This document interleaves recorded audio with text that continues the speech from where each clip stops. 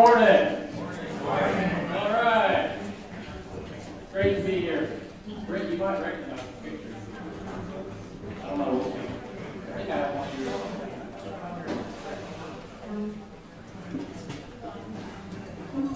That's definitely one of mine. That's why it's not very good.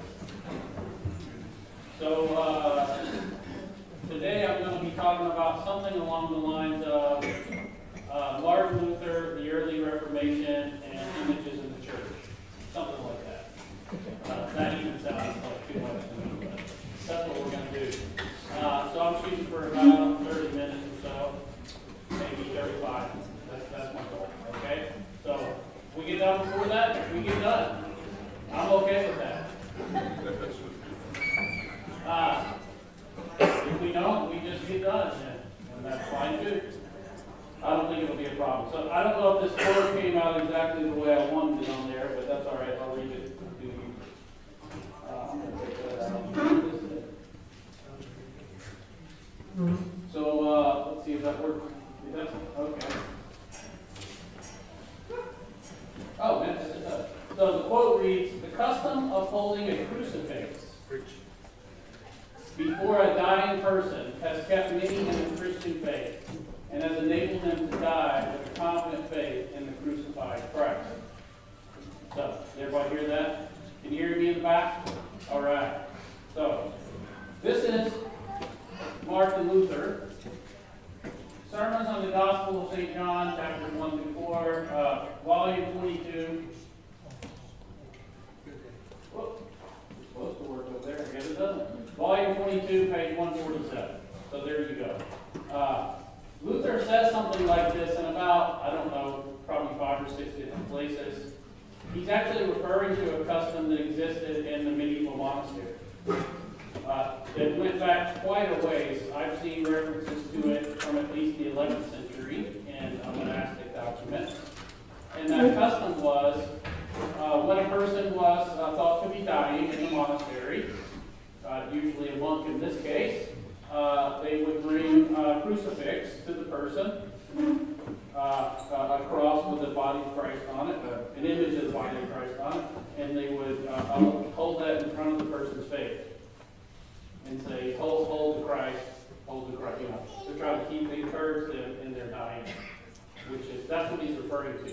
And this was a common practice, as I said, in the medieval monastery. So the medieval church would have been roughly from about 1100 to 1500. So that's what I'm talking about there. I think the quote is fascinating. Luther refers to this in the sermon. This was actually from a sermon. There's a couple other places where he says something similar. He had most likely seen this happen in his lifetime when he was a member of the order of St. Augustine. That's the order he belonged to before the Reformation. So very likely he had seen this practice. So I'd just like to point it out. The picture there actually comes from the bottom of the altarpiece in the church in Wittenberg. If you go to Wittenberg, we should do a trip to Wittenberg. It'd be kind of fun. Don't you think, Brent? Brent did a trip. It's about time. Yeah. It's almost been 2007. I can't believe that long. 15 years. So we did a trip with some people here. So this is from the altarpiece painted by Martin Luther's very good friend, Louis Cranach, who was the great artist of the Reformation.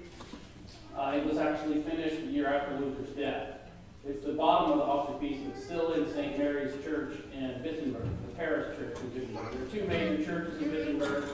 One of them is the parish church, the town church, basically, right in the middle of town, behind the city hall. And then there was the castle church, which was originally the church of the elector, who was the ruler of Saxony, the duke or ruler of Saxony. And the castle church usually gets more attention, although most of what is the castle church today was built in the 19th century as a monument to German imperialism. So, just so you know, if you go there. It's still very impressive. Martin Luther and Philip Melanchthon are buried inside it. You can see where their graves were, but most of the church was destroyed, war and other things before that. Anyway, this church was not St. Mary's Church, and we'll see, I think I have a picture of it outside. So, there you go. So, they want to portray Martin Luther as preaching. Okay? So Martin Luther's preaching, and this is very much what a pulpit would look like in German churches that are that old. If you've been there, you've seen them. I might have an example of another one. Pure practicality, there were no microphones, so if you wanted to hear me, you put me up high and I spoke down so everybody could hear, right? That's the idea. Notice the congregations there on one side. I think Lucas Chronic purposely includes different people from different groups in the image. Also notice in that picture who's sitting and who's standing. There were no pews in 16th century churches. Pews are a modern, seeker-sensitive innovation. Pews started really in the late 17th and 18th century. People might bring chairs to sit on, as you can see people are doing there. But usually only women and kids sat down. And the chairs were people brought them. Or maybe they had them in the corner or something, but it would be like that. There was no pews in any churches. If you go to Russia, there's no pews in any of their churches now. If you go to Russian Orthodox Church, or many Orthodox churches in the world still practice voting. Okay, so just pointing that out. Also, just a fun thing to point out is notice that every woman that's depicted in that picture is dressed a certain way. What do you notice about it? Their heads are all covered, that's right. Now, part of that was pious devotion, and a part of it was just the way people dressed. Mostly for a married woman, a respectable married woman in Wittenberg in the 16th century would not go outside without her head covered. That was basically a symbol of her position in society. And so, anyway, just point that out. And a lot of this is practicality too. It's cold, right? Head covered. Pretty simple. There, that'll work. So I told you that. Who was Martin Luther? Today's a really important day. It's the day after Martin Luther died 477 years ago. So February 18th, 1546 is the day Martin Luther died. So that was 477 years ago yesterday. So we're coming up on the 500th anniversary of Martin Luther's death in, 23 years. So there you go. So, who was Martin Luther? Where was he from, all this? So, you might recognize this map. That little pointer is not going to work. That map, if you can see, is a map of what Germany and Central Europe would have looked like politically in Martin Luther's time. There's a green area, kind of right in the middle, and that was Saxony. That's where Martin Luther lived most of his life, in the area known as Saxony. Today, Saxony still exists as part of Germany. You can kind of see that green area of Saxony. You can kind of see just south of that would be the Czech Republic today. You see Bohemia and Prague. So this area was all part of something called the Holy Roman Empire of the German nation. The Holy Roman Empire of the German nation. It was really a confederation of various German states. It also included some non-German states, non-German speaking states, like down here in Savoy, which was mostly French and Italian. So, this is where Luther was from. He lived in that area, as I said, that green area most of his life in Saxony. Wittenberg today is about 70 miles southwest of Berlin. Very easy to get to for that reason. You can fly to Berlin directly from a lot of places and take a train and bring a car over to Wittenberg from there. So, this is where Luther was from. That's what I want to point out. And it was this combination of many different duchies, bishoprics, many different political entities, and it had an emperor that was elected. And one of the people that elected the emperor was the Elector of Saxony. So, who were Martin Luther's parents? Martin Luther was born November 10, 1483. He was baptized the next day on St. Bonaventure Day, hence he was named Martin. That was very common in the Middle Ages to name your child on the saint's day on which they were born or baptized. And generally speaking, people were baptized pretty close to the time they were born. They didn't wait for family and such to come. Why? Why were they baptized so quickly? Yeah. If baptism is about salvation, then why wait? That was the idea. And most, Auntie Em and Grandma wasn't coming anyway, so they weren't. Grandma was probably dead by this time. And just saying, people didn't live long. And also, people weren't going to travel. It took a long time to go 5 miles in the car, right? Okay, you got that. Martin Luther's father was a man named Hans Luther. The TH was actually an innovation by Martin Luther himself. It's not uncommon for names to be spelled different ways like that. Universal spelling really didn't become a thing until the 19th century in most places. Okay, so it was Hans Luther. It is actually Martin Luther, the first one we know in the family who spelled the TH. And there was a reason for that beyond just wanting to sound look different. He wanted it actually to sound closer to humanistic Greek. And there's a reason for that, because he was into that name. He wasn't the only one who changed the spelling of his name for such reasons like that. And his mother was Margaret Lindenham. I don't know a lot about her, except her name, and she was Martin Luther's mother. So there you go. Both of them lived long enough to see him become very famous. Both of them died in the 1530s, so they knew him as an adult. So there you go. He was born in the city of Eisleben. That is in pretty close to that area of Saxony I was talking about. So if you go to Eisleben, this was taken in 2007. I don't think it's changed a whole lot since then. If you go to Eisleben, this is one of the churches you'll see. That's St. Peter's. St. Peter's is the parish church where Martin Luther was baptized. Now, I don't think that was the baptismal font that was used. That's quite modern one there. But that is the spot where Martin Luther would have been baptized for sure, when he was a wee baby, crying probably. The altarpiece is really cool there. That's probably not an altarpiece that was there when Martin Luther was baptized. It is an altarpiece from that time period, though. I think I have an example of one that's similar to that later. But in the late 15th century, particularly you began to see, well, in the 14th and 15th century, in Europe, particularly in the German-speaking areas and Empire, you begin to see very ornately carved altarpieces, wooden altarpieces. So some of the coolest art you'll see if you go to, I think, if you go to certain museums, a lot of places. But that late 15th century altarpiece is pretty cool. You also see, if you look to the left, the crucifix. Again, I don't think that was probably there when Martin Luther was baptized, but something similar probably was. In fact, when Martin Luther was baptized, this church probably was, it was not white like that. I'm guessing it was painted with a lot of different biblical scenes. So imagine that, not whitewashed like that, but actually painted with all these different scenes from the Bible. That would have been more common. Or painting of the famous saints, Mary, Christ, stuff like that. That would have been the most common thing to see. We know this. Why? Because people describe it to us in sources.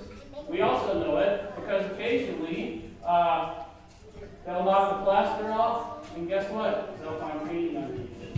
If you go to Westminster Abbey, it costs £27.50 to get in Westminster Abbey nowadays. Boy, they're really hurting over there in England. That's what it cost when I was there. Just to walk through, right? They do have prayer times if you want to go for church, but to walk through, you've got to pay $27.50. So, like I said, inflation has hit England pretty hard. But our money is worth so much more than it used to be in England, so it's pretty good. It's almost 1 for 1. It's actually better for the dollar better. So there you go. So you're actually paying only like $25. Don't you feel better than you go?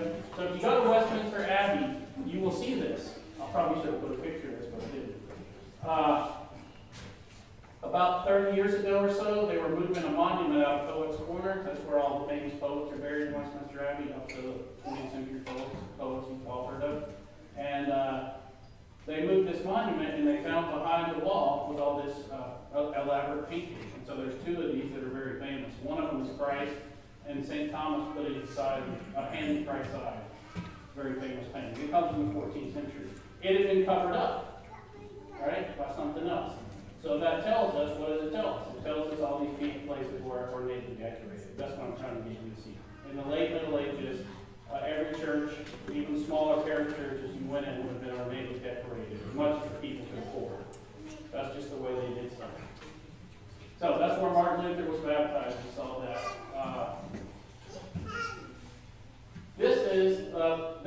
That is the church in Wittenberg. And I definitely didn't take that picture. That might be one of Brent's pictures. So St. Mary's Parish Church is the church in Wittenberg. This was the town church. Okay? It's still the same building that was built in the late Middle Ages. Partially goes back to the 13th century. So we know that it still has images on the side and carvings and such that go back, that predate the Reformation. Okay, so just point that out. But that's the church right there.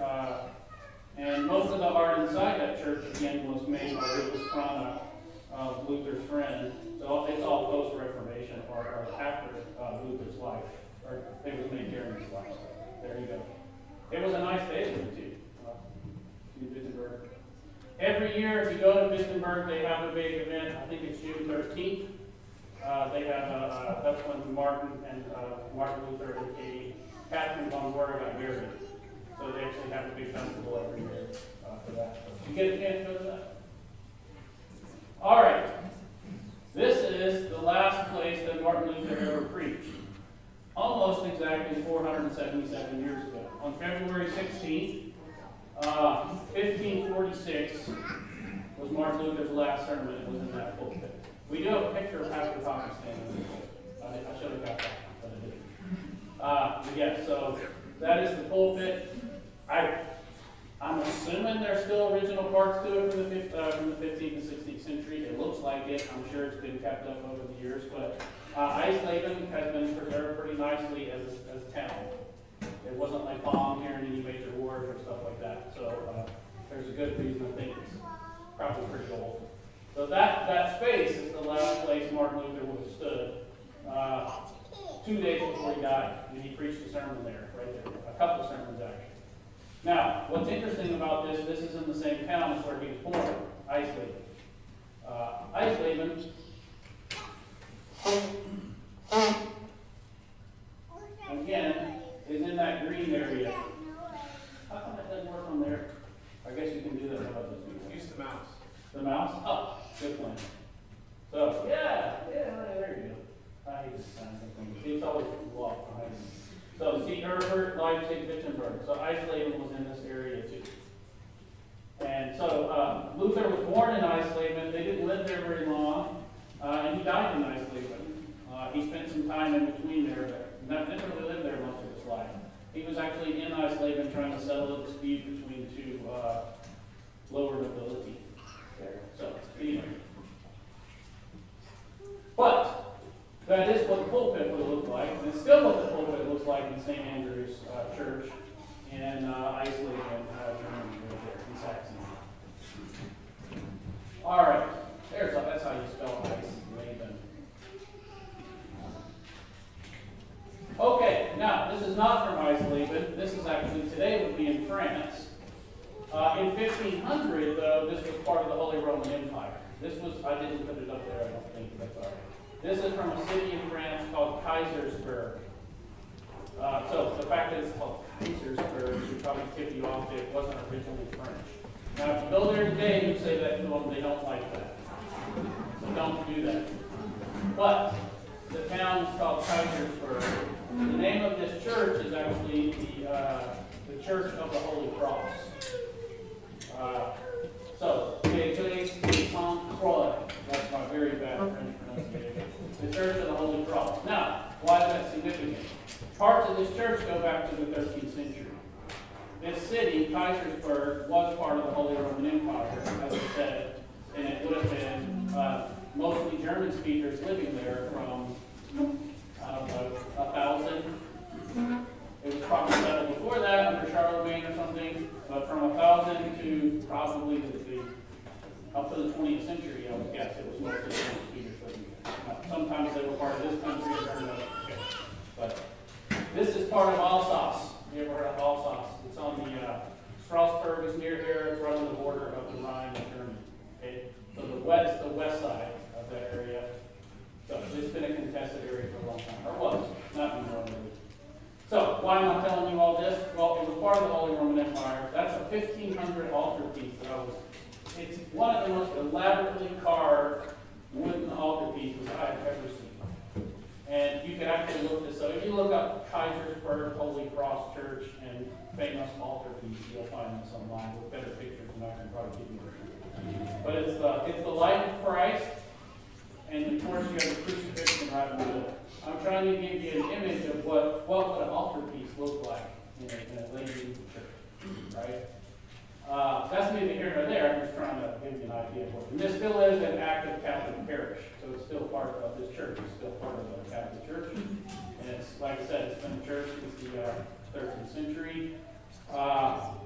It's kind of interesting looking at churches like this because you see like the different time periods. You can see if it was built. Part of it was built in 1200. You can tell, and then it just changes as of the style. Like I said, this is still an active congregation there. It has some amazingly nice monuments to French veterans of World War I and World War II. This area would have been fought over quite harshly, and especially World War I. So, but it's a very famous altarpiece, and you can see, as I said, Christ in the middle. These are the life of Christ. The gold painting is amazing. So anyway, just pointing that out there. I wanted to show you kind of what did a late medieval church look like. This is a painting from the same area. So I saw this painting in the museum in Colmar, C-O-L-M-A-R, Colmar, another German-sounding name, but it's in Alsace, so it's not in German. Okay. But there's a very good museum there. It was actually originally it was a convent, I think. It was a convent or monastery originally, so it still looks like that. But it had a very nice collection of medieval art there. So what do you notice about this painting? So this is late 15th century. This is a typical late 15th century painting of the crucifixion. What do you notice about it? Anything stand out? They're very slender. They're very slender. Yeah, okay. Yeah. A lot of people right by the crosses. Yeah, there's a lot of crowd there. There's a lot of people crowded into this picture, isn't there? Some of them appear in the Bible. So let's see who people are. I guess I need to do this. So, what do you think this is supposed to portray? Yeah, that's the Blessed Virgin Mary. That's Jesus' mother. Whoop, didn't mean to do that. What do you think that's supposed to display? St. John. Yeah, somebody said it. That is John, the apostle, the evangelist. And that's usually who you see at crucifixion scenes because that's who the Bible says was there. You know that. Mary and John.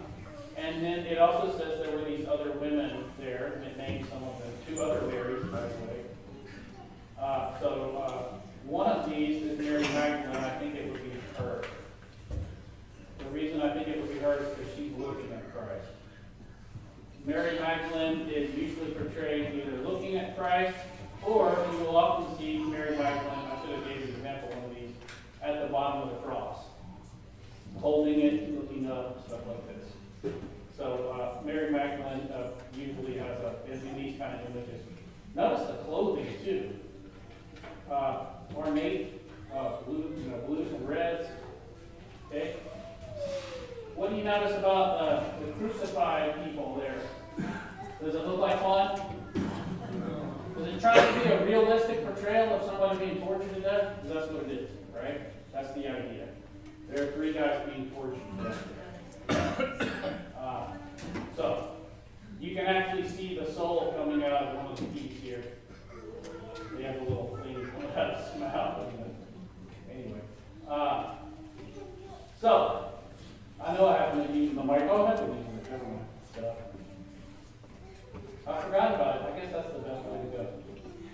So does anybody have any questions about that?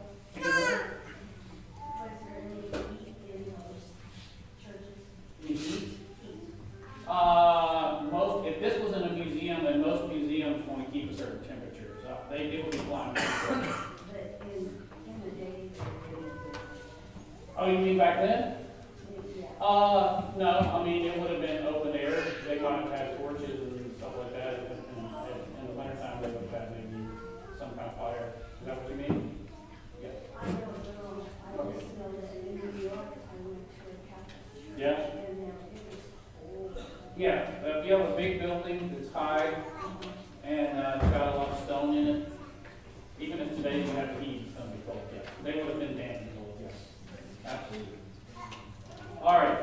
thought this was particularly pretty.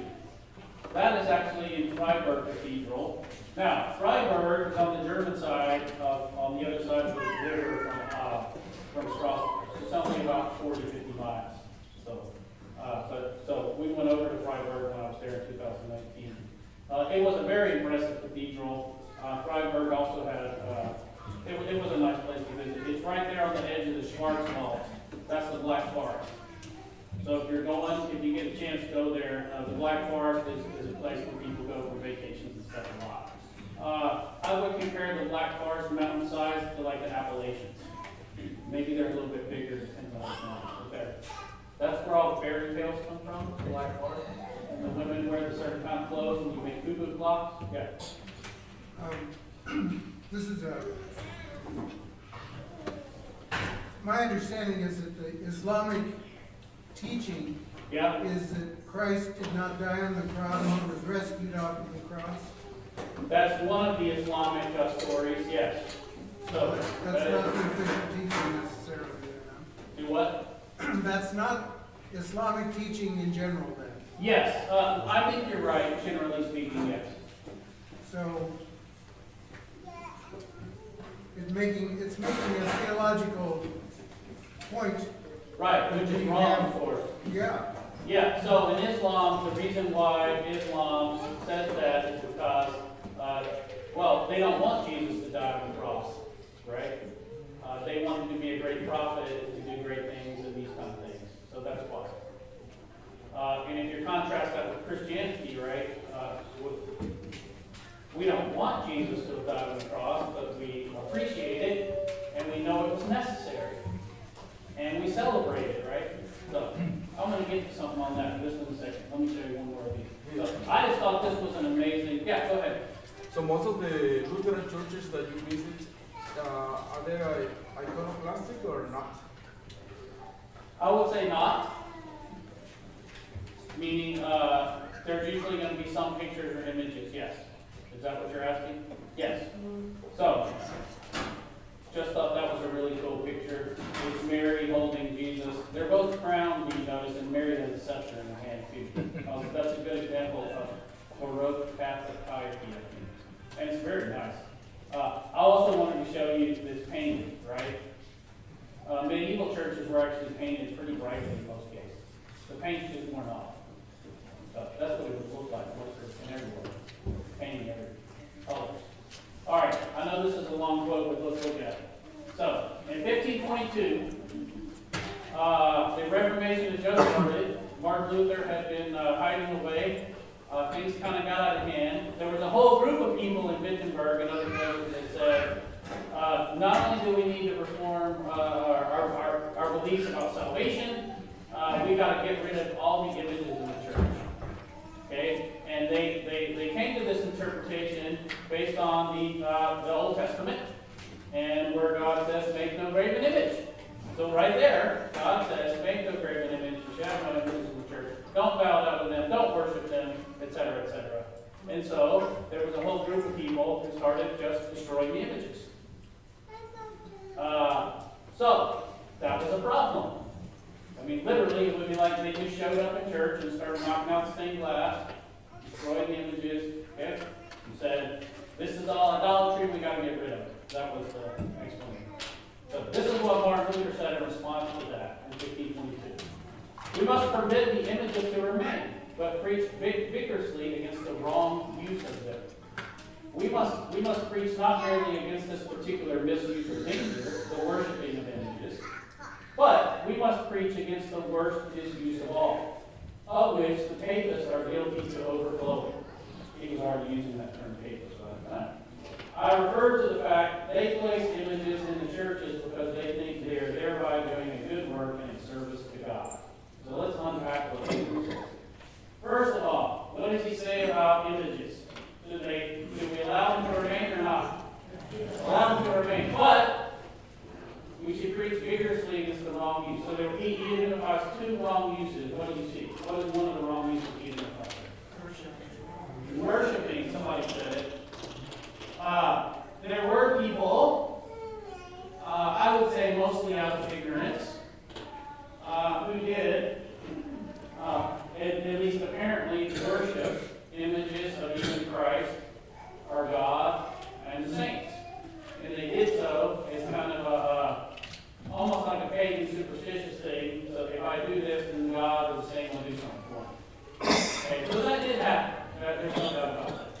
we're just recognizing that. But you can teach people out of that. By the way, that is not what the Roman Catholic Church teaches today, just so you know. And they didn't really teach it, the Catholic Church, before the Reformation. They made a distinction. Now, they believe in the invocation of saints. That's a different question. It's not what we're talking about. But the Catholic Church today, nor the medieval church, the theologians anyway, never taught that you're actually worshiping an object. They would have always said this object represents something else, right? We know that this crucifix is not actually Christ. It's just a piece of wood that we painted to look like that, right? It's what it reminds us of. That's the idea. Just like in Christmas, we know Jesus isn't a little baby lying in a manger, right? But we do that because it reminds us that God became a human being for us. That's what the manger is about, right? Okay. Same thing here. I think that's what Luther's saying. We should keep the images. He does say if we're going to remove stuff, we need to do it orderly and not haphazardly. So we need to have like a meeting about it, decide what to do, and then do it. But we're not just going to have yahoos decide what they're going to do and do it all on their own. See the difference between those two things? That's what he said. Yeah. Regarding that Old Testament quote, by the way, Yeah. right after God said that, he gave them orders to build stuff. all kinds Yes. of images in the tabernacle. Yes. And what's the most famous thing there in the tabernacle? The Ark of the Covenant. What do you build on that? 2 big angels.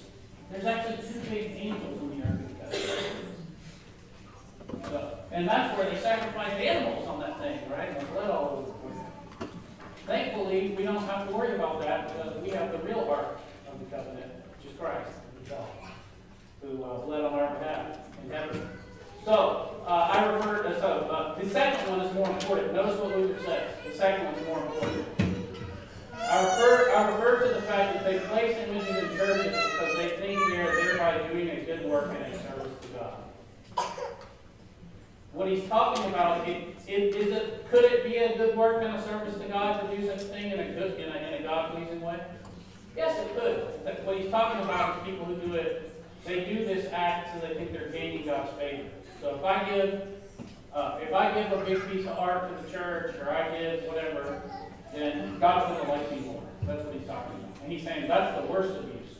The worst abuse you can come up with is to think something you're doing in church is going to make God forgive your sins. Because God's already forgiven your sins. Why should you do this? Not to make God forgive your sins, but because he has forgiven your sins. And those are radically different things. We don't do things to make God, or to convince God to like us. We do things because we know God has already loved us in Christ. I think those are big, dramatically different ways of going about it. And that's what he's talking about. All right. I'm pretty sure I took that one. That's why it's not very good. But this is actually the St. Mary Church in Torgau. That is actually where Catherine von Bora Luther is buried, in that church. And that is actually a post-Reformation, probably Luther's probably younger, or other people influenced by him. So that's actually a painting in that church. And there were other paintings in that church too. It was a very, and Catherine von Bora Luther's grave is in there. There's actually a big monument on the wall. She's buried in there. And look at this. I actually did not, I think I got that off the internet. I'm not positive, but there's a good picture. That is actually the top portal going into the church of St. Mary's in Wittenberg. Now, I can only surmise by looking at it that it was made before the Reformation. Because this very much represents Mary wearing a crown in heaven. And Jesus is the child on her lap. I'm assuming these are apostles or other, I have to look that up, but that's what I'm guessing. Now, what I find fascinating about it is, so it is St. Mary, it's St. Mary's Church, right? Okay, it's named for her. So it would make sense that they would have a portal. So this is the door going in. This is what you see over it when you go in, of Mary. But what's fascinating about it to me is it depicts Mary as the Queen of Heaven with a crown, and they kept it up. They were like, oh, we don't have to take that down. Which I find fascinating. Anyway. I mean, I'm not arguing we should have that, I'm just saying, like I was found fascinating, it's still there, so that's what it is. Because, I mean, Martin Luther continued to walk right past it all the time, and he didn't have a problem with it, that's all I'm getting at. Didn't seem to.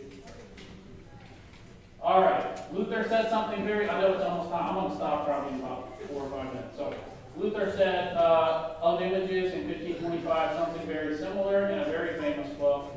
It combines two of the things we've already talked about. And I say at the outset that according to the law of Moses, no other images are forbidden than an image of God, which one worships. A crucifix, on the other hand, or any other holy image is not forbidden. So that's Martin Luther, 1525. He specifically is writing this part of this book on the idea of images.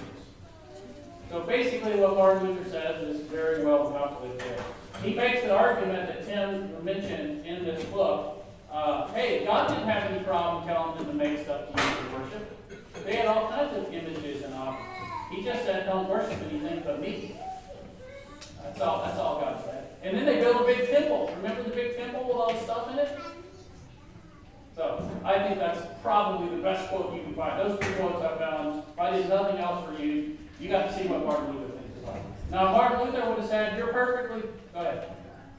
Well, not with what you were just saying, that St. Mary's Church, so is that a Catholic church? No, that was, it's today basically a shared church by different Lutherans. But no, that became a Lutheran. That was the Lutheran church. And was it the Catholic church? Yeah, it was a medieval church, yeah. The same church that he had that last sermon, that was a Catholic church for years and years. Yes, I mean, they would have been before, all churches were Catholic before the Reformation in that sense, yes. But then it eventually became that Lutheran church. Yes, all of those places became Lutheran. But the Yeah. names never changed. No, they didn't change the name, because they didn't see that they weren't changing it in their mind. That's a good way to look at the Reformation. The Reformation for Lutherans, anyway, in Germany in the 16th century, was not starting a new church. They didn't see it that way. That's why they tried to change it as little as possible. If it needs to be changed, we change it. It's like we're going to receive communion in both times. We're going to change that. We're going to take out the invocation of saints from our liturgy. We're going to change that. But if it doesn't need to be changed, no reason to change it. Or they can do it that way and we can do it that way. It's all right. Yeah. Just because, I mean, some of the attention paid to Mary on that side of the things is inappropriate, does not mean that it's wrong to remember Mary. I mean, she was the mother of our Lord. Yeah, absolutely. And, We do that here. It's called August 15th. We don't have, hardly any churches named after her in the Missouri Synod, but there's nothing wrong with it. Oh, of course not. Yeah. Well, just like we have St. Matthew's or St. whatever. Yeah. Sure. I like the Shepherd, our Holy Cross. Those are my two favorites.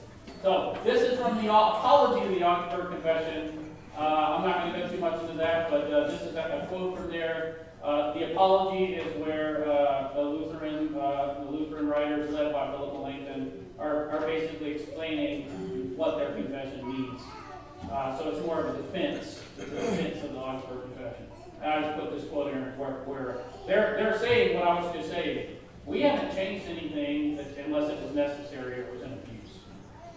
So we kept all the public ceremonies, the lessons, the prayers, the vestments, and other light things. I think art falls into other light things. It's not as important as the lessons, that's reading the Bible, or the prayers, or even the vestments, but it's other light things. And it can vary from church to church and from place to place. It's okay. Right? All right. I know it's almost time to go. I'm going to show you two. These are depictions of Lutheran worship that were made in the early 17th century, the early 1600s. There were a number of paintings made in honor of the Augsburg Confession in the early 1700s, or early 17th century, early 1600s. So what it's depicting at the bottom is the presentation of the Augsburg Confession here to the emperor.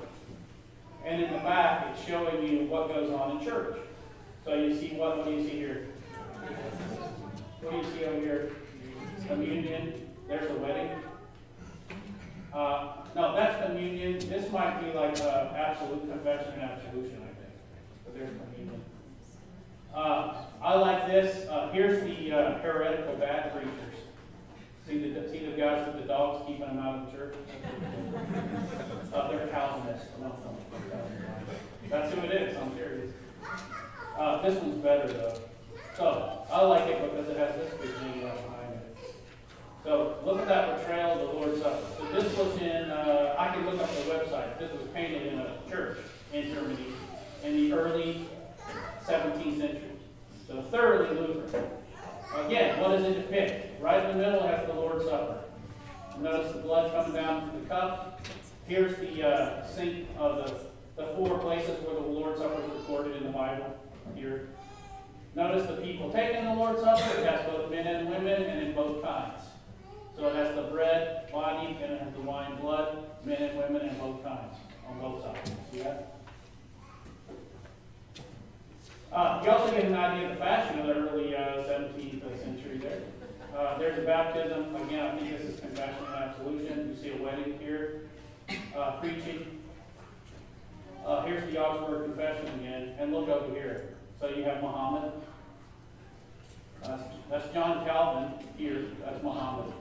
And you see all these devils coming out from behind them.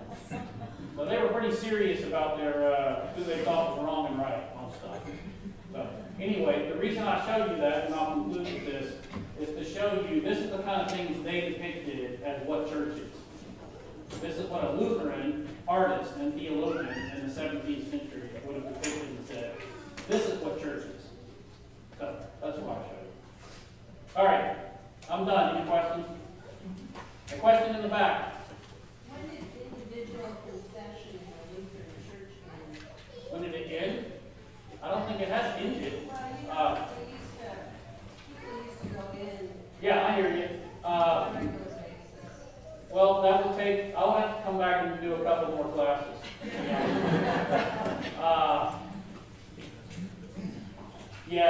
I would say probably became a lot less prevalent after the 18th century. That's my guess, for different reasons. Definitely in America. Yeah. The church agreement still doesn't. Yeah, I mean, you can get, our pastors will come here. By the way, that's why I said it hasn't ended. I have personally confessed to my pastors here before. But I know what you're saying. You're saying like it's a regular offer. Right, just like with the Catholic Church, people go in. Right. And go to confession. Yeah. Yes, go ahead. So was Luther's life threatened and his followers? Oh, absolutely. Were there any? Many, again, consequences? I could do a whole class. Let's go to Germany and I'll teach you on the way. Okay. Yes, he was definitely threatened many times. And had he been caught by the right people, he would have been dead pretty quickly. From the time of 1521 on. Does he have bodyguards? That's a good question. Man, probably for some of the time he did. Yes, wait a minute. We organize a trip and take us to Germany. Say that again? We organize a trip and take us to Germany. Absolutely. Okay, great. Thanks. Only if I go for free. Say it. That's right. Yes. This whole matter of art and use in this way underscores the inclination. Yes. And that's the chief message of all of it.